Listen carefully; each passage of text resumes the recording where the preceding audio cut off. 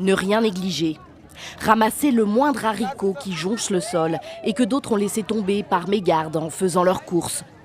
Héritier, 12 ans, et ses copains sont devenus des spécialistes de la survie au marché central de Bunia.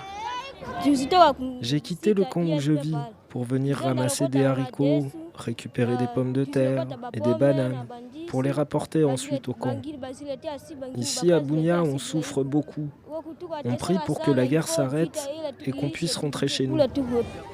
Les enfants déplacés de la province de l'Ituri ont faim. Alors ils passent leur journée en ville, à mendier, chaparder, récupérer les invendus, de quoi manger. Certains y ont élu domicile et tentent d'oublier la rudesse de la vie comme ils peuvent.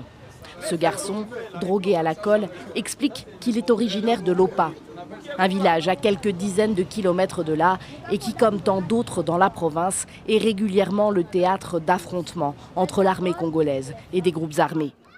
Héritier, lui, vit avec sa famille au camp dit de l'ISP. Il est l'aîné de 6 enfants. Ses parents se débrouillent, gagnent un peu d'argent ici et là, pas assez pour nourrir tout le monde tous les jours. C'est très dur.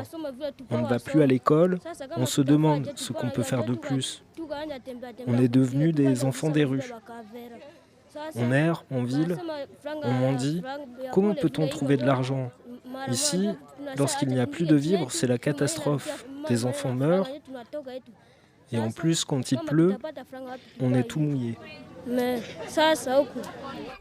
Parfois, de l'aide leur parvient, de la part d'organisations internationales ou du gouvernement congolais, mais de manière très irrégulière.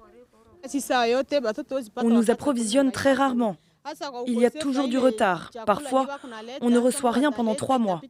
C'est pour cela qu'il n'y a rien à manger sur le camp. Chacun fait ce qu'il peut.